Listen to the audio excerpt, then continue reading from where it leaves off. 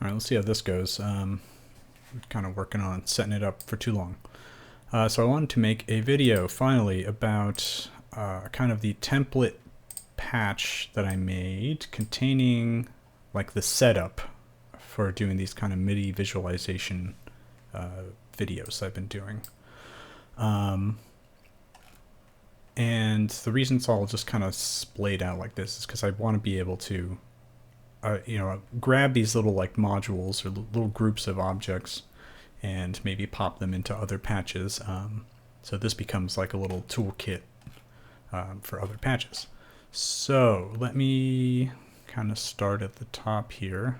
Right, it's like your basic world, and I'm sending draw bangs to a send object called draw for whatever object needs to be updated on every frame. And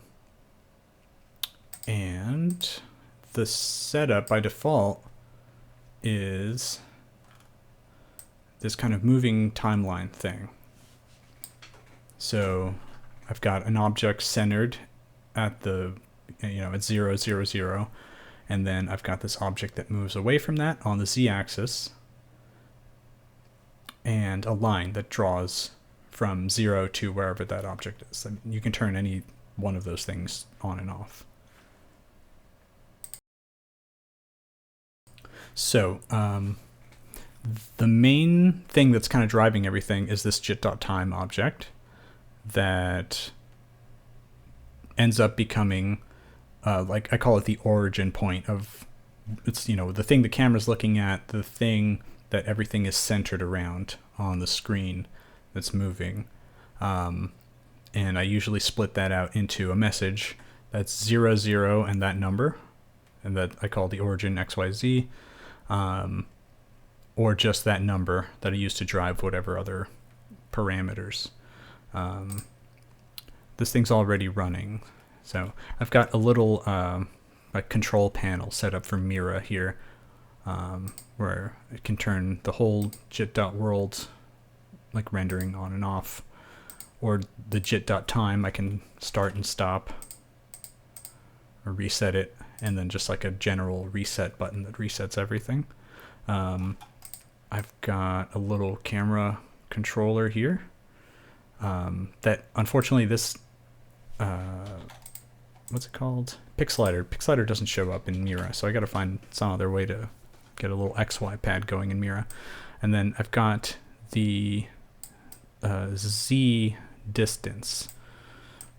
So that's how far ahead the camera is from, let's see, I get this guy over here. That's how far the camera is ahead or behind the origin point, right? See here, like this is how far ahead it is. Now it's behind. There's a little bit of weirdness going on with that camera, but that does get me kind of started.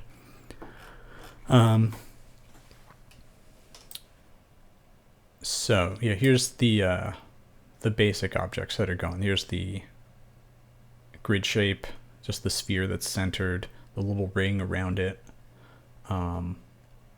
and just the box that's sitting at the center, and then the line that's going between them.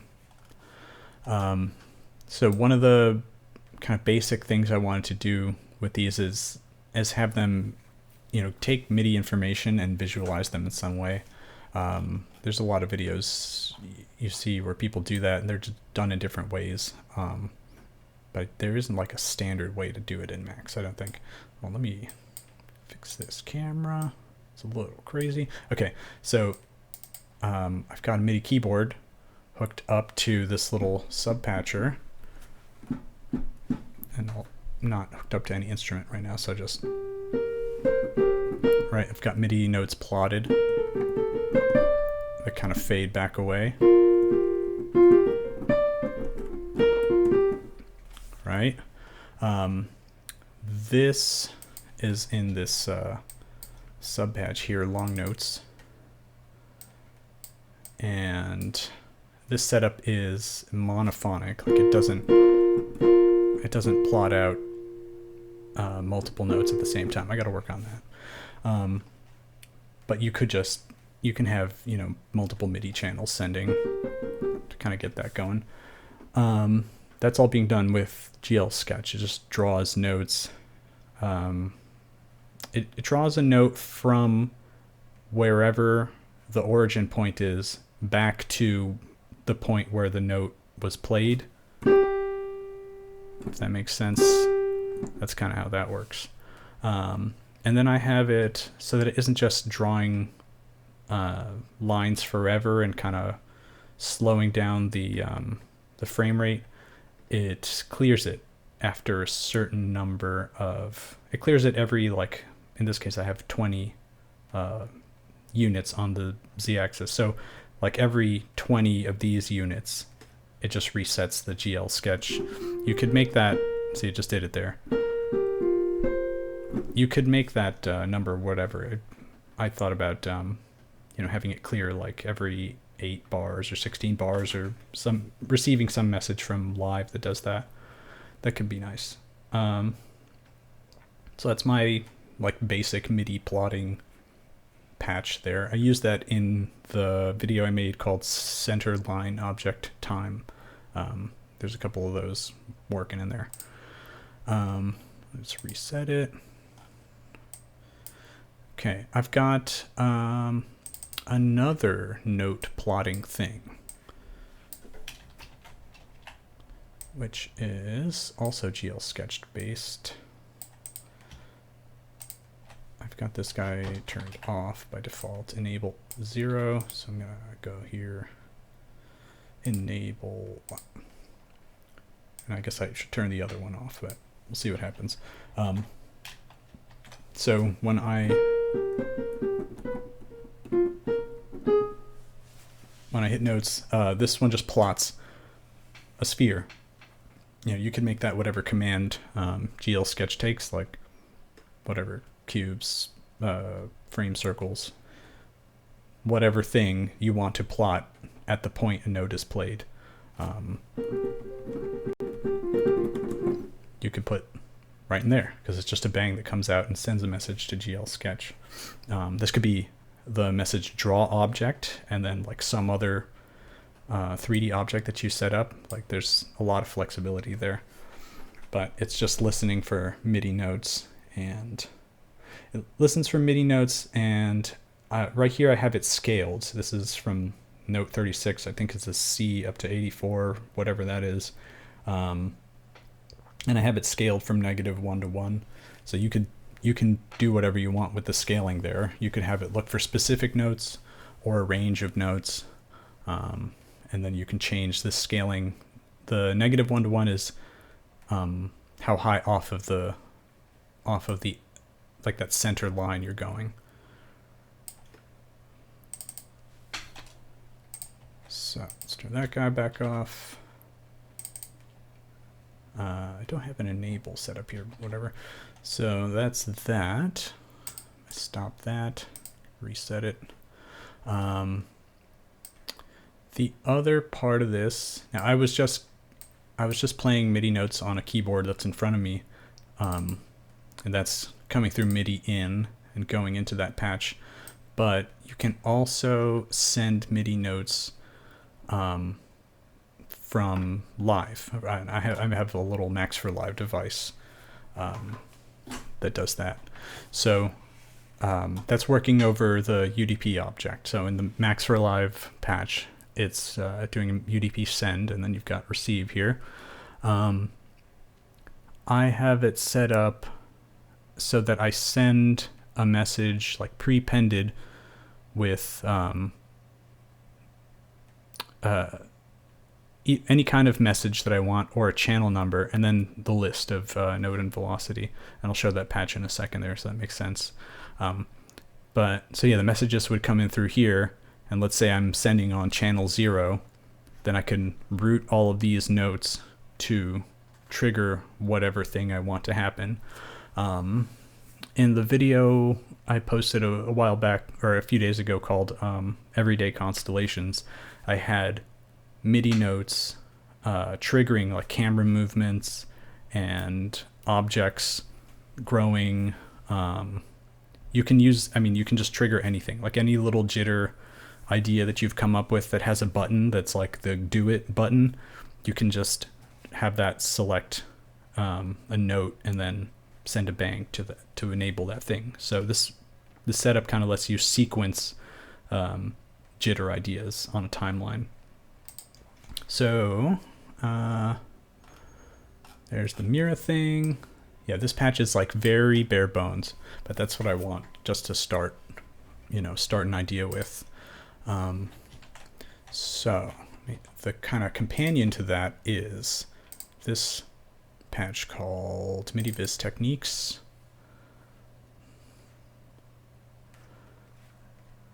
Let's see, I've been kind of tracking down all my little errors in here. So let's see what pops up. But this one is not running right now. In fact, I'm going to leave it up in the background. So this one has all of the little techniques and like systems that I was running in that last video, and some other ones. Have I put the other ones in here yet? No. This is kind of like the stripped down version of the Everyday Constellations patch. So in this patch, this is my other window. I don't want floating. Let's go here and do that. Put you away. Okay. Now you're floating. Okay. So in this patch, I just have like a collection of different jitter ideas. And, I can kind of like test them out and pull them out of here and put them into that other MIDI Viz Mira controller patch. So that I can, like compose with the different like jitter ideas and stuff. The first one I have at the top here is this vine growing system, which is not enabled. Here we go. All right, so this was kind of a central thing in that other video. It's right. I showed this in another older video. It's jit.path. Using the eval out message. So I send it a random set of points, and that becomes like this random wiggly path, and then I use the eval out message coming from here, right? I'm sending a line to it that just goes jit.time.line just sends out values that go from 0 to 1, and I use that as the eval out message. And this little jit.path, gl.path setup is sitting in a poly object, and I have 8 of them going. So what I get is 8 paths with 8 random paths that all kind of grow using the eval out message. All right, and since they're all different, like you get that interaction there. Should mention this patch, just for like testing purposes, I have the camera on a UI listen, so I can like move around with the keys. Okay, so that's what that thing looks like, and it's got some like simple parameters, like I can change the scale of it, like I can make it really short and weird. It's like not moving very far there, or if I made it longer, then it goes out like that.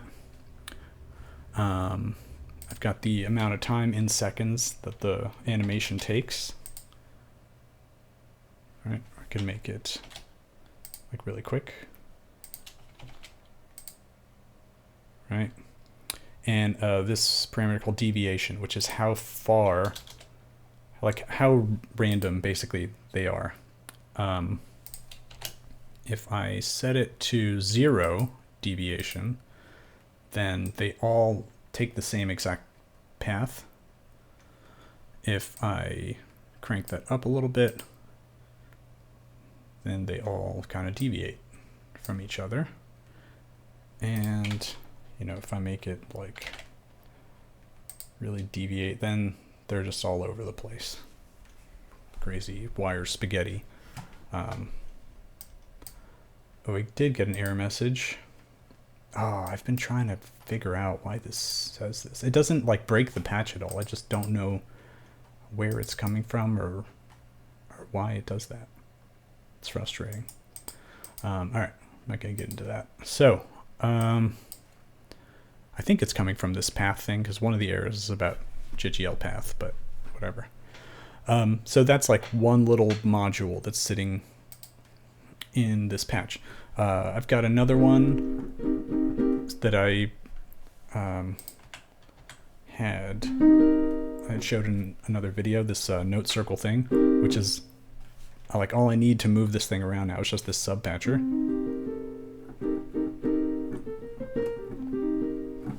Right, and that kind of works at the same time as this thing. Right, I can start adding these little ideas together.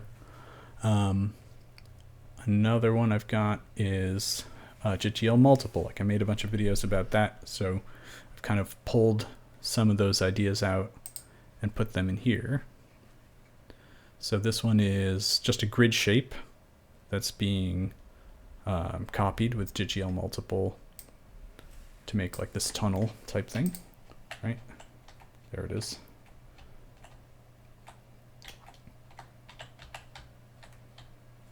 Cool. Here, I can have the, come back to it here. I can have these, I can change my scale to be like that. And have this be lower. And now these are kind of moving through this tunnel. All right, thought that's kind of a cool setup. This, I think the only parameter I have on here is its spread. Oh, rotate is kind of nice. You can like move the whole thing that way. I'm doing a similar thing here with an array of 3D models. So instead of just a grid shape going to JGL multiple, it's a 3D model file. It's an OBJ. I used this in the last video to do this telephone pole kind of highway. All right, and this thing, gotta turn these down. Yeah, this dim controls how many of them there are, and the scale controls how spread out they are. If I make it 4, and there's just 4 there. I believe these two are like the exact same technique. Yeah, so I take a matrix, the normalized position of the cells of the matrix go in here, and they're multiplied by this parameter spread, and then that becomes their Z position. Doing the same exact thing here. Here I called it scale for whatever reason. But yeah, so you're going from, instead of 0 to 1, which is what each cell in a matrix, this matrix would be, you're going 0 to 20, for example. All right, so that I can turn on and off. And I guess my idea was, I'd like to be able to sequence, really like this enable thing. I could come up with almost like a step sequencer that turns these different elements on and off, and then have animations that are also triggered by a step sequencer. But in this case, the step sequencer is it's just live. This MIDI notes coming from live. Turn that guy off. Turn that guy off. Here's another one I used in the last video. I called it tetrafield. It's really it should be octafield because it's octahedrons, not tetrahedrons. But yeah, it's a similar thing to what's happening over here. It's just JGL multiple and then a bunch of shapes. It's a Play-Doh object is each shape, right, the octahedron, and then it's, instead of being spread out only on the z-axis, it's spread on the x, y, and z. And the reason it's a cube instead of just an array like this thing, like on a single plane, is because of the dimensions. Right here, I'm doing 32, just a matrix of with 32 cells. So that's like if you imagine an Excel spreadsheet. It's actually, it'll show you that. Jit.cellblock. So, I mean, that's what a jitter matrix is in a way. So there's just 32 that go that way. If you did, you know, 4 by 4, it would be a grid, like a spreadsheet. This I can't actually visualize with cellblock because it's a cube. It's this. It's like 3 different dimensions. So that's this thing, tetra field. I feel like this is kind of a technique I reuse a lot. I've got some simple animations for it there. Like they all grow. I've got rotation, and I can change the kind of density of it. Right. Kind of like this effect of like moving through a really dense, perfect cube system.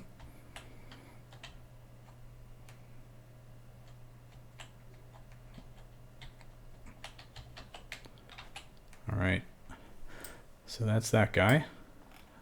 That's another element I could turn on and off. Oh, there we go.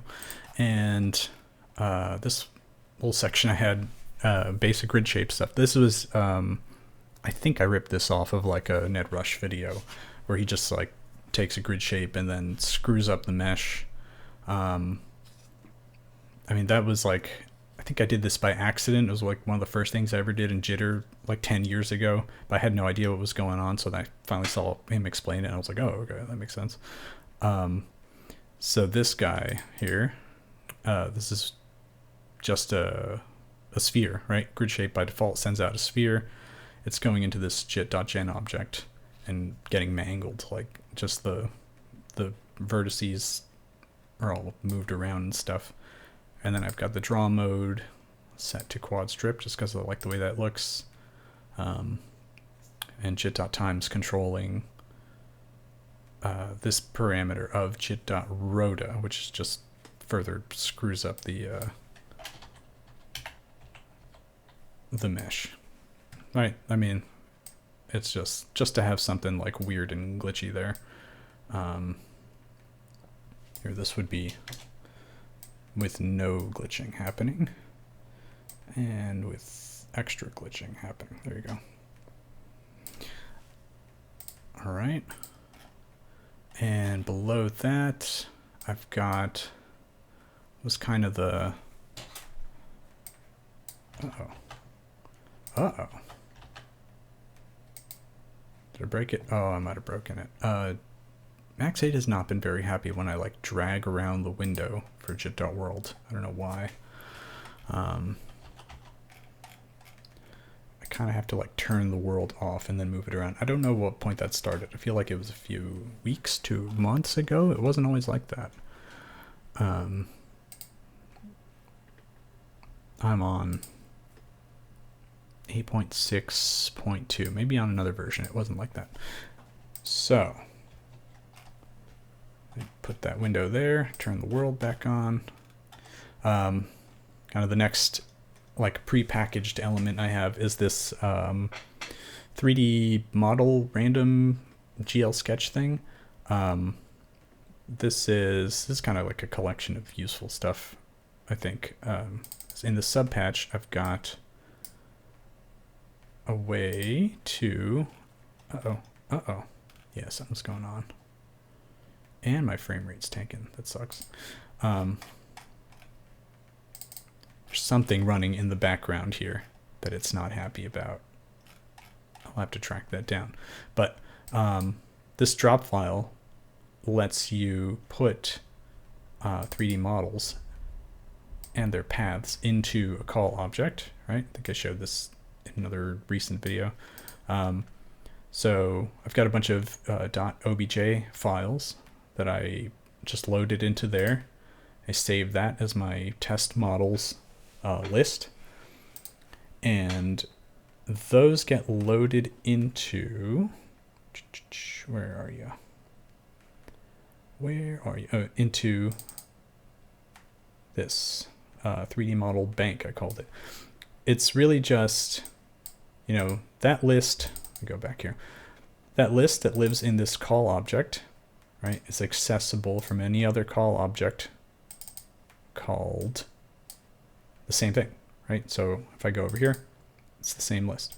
You can recall whatever item in that list you want by sending a number in. So I send a number in this case I'm sending random numbers in. It goes to read, it goes to GL model, the models get loaded. They get loaded with a name. Each one has a name that it gets set with by loadbang. I did double letters just because it doesn't like when you do the name as just A. So whatever, I made it A, B, B, C, C. And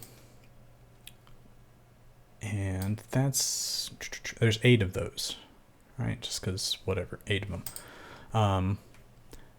Those you can draw with the draw object command to GL sketch. This little thing that's happening right here is just creating a position for GL sketch to move to, and it's a kind of random position.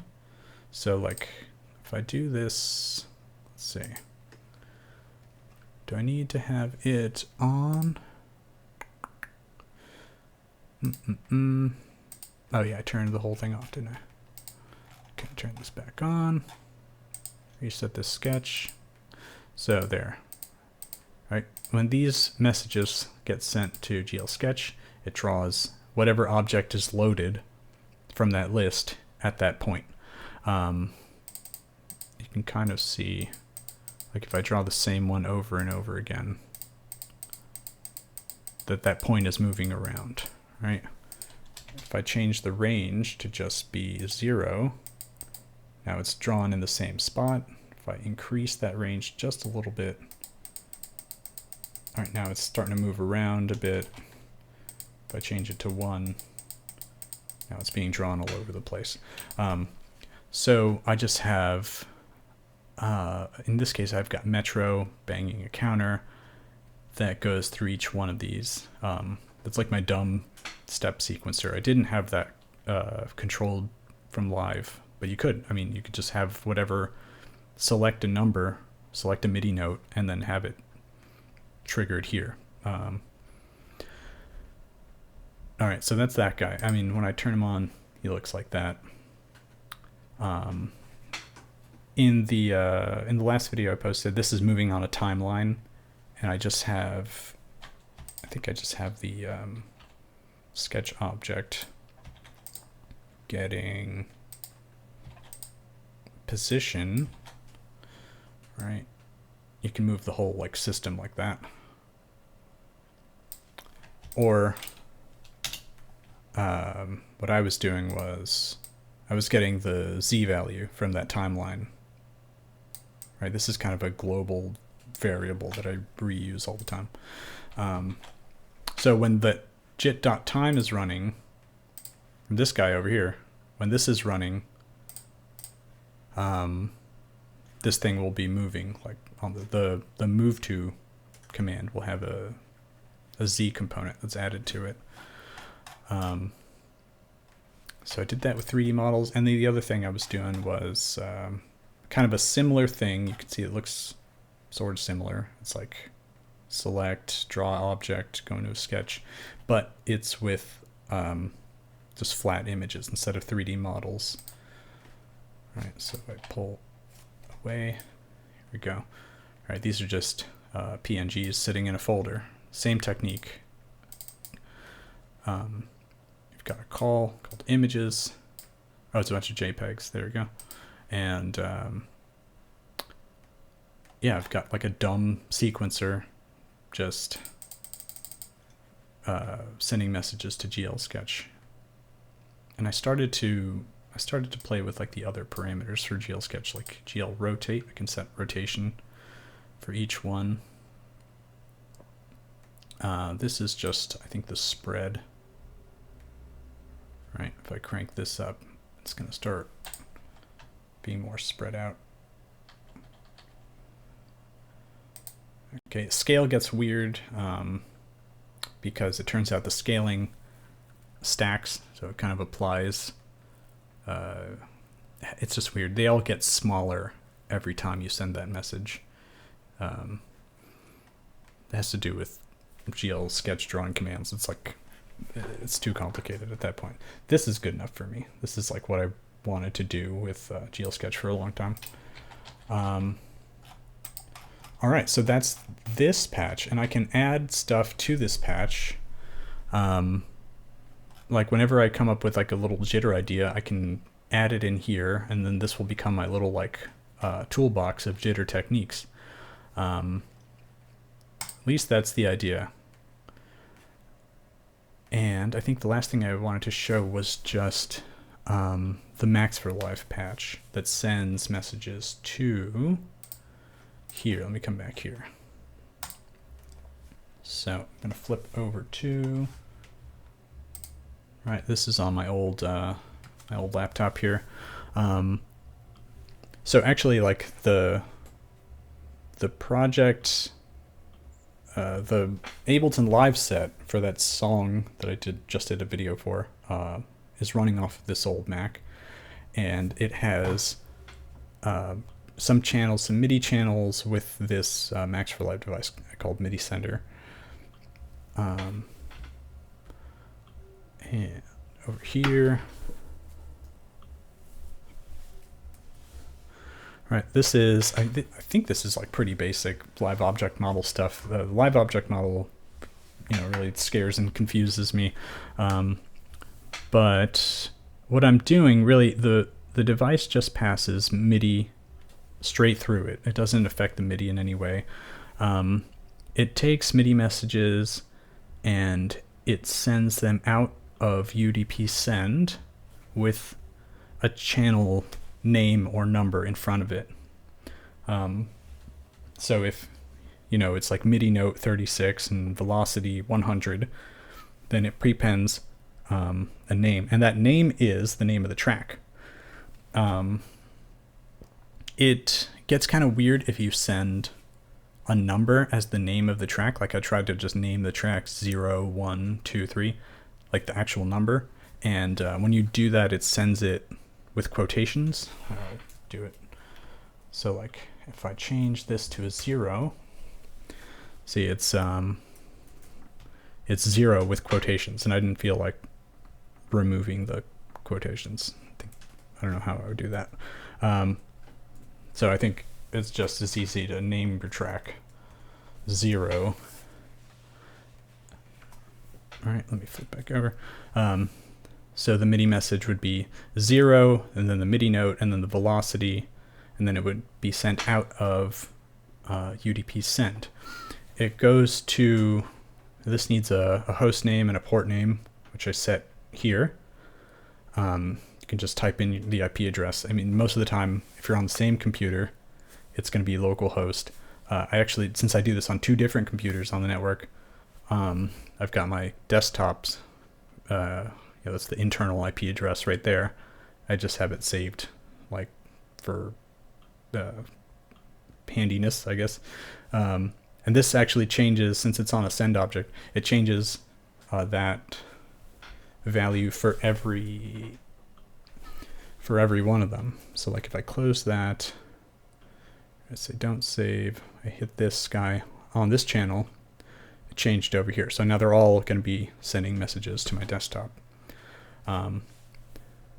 So yeah, check it out. Now if I go back to here, all right, the UDP receive, what's coming out of there?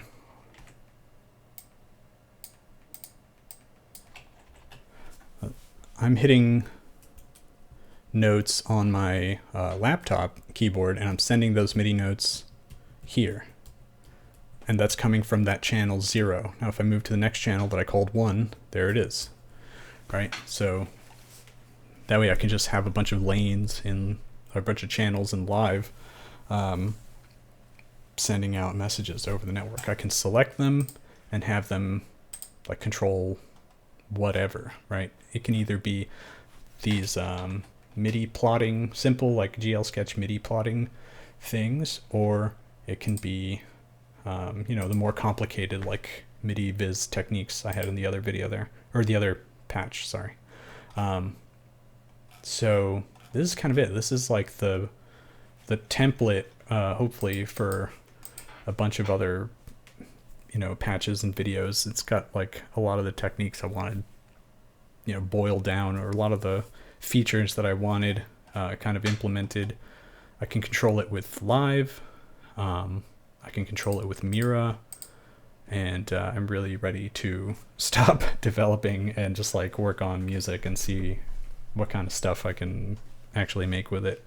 I'm gonna post this. I'll post a link to it, just a straight link. If anybody thinks this is useful, let me know. If there's like something really dumb about this, or let me know. I'm gonna try and figure out what's up with these errors in that weird little jit.path thing that I showed. That's still bugging me, but it doesn't break the patch, so I kind of don't care. I'm not a professional software developer, so there. I think that's it for me. Thank you.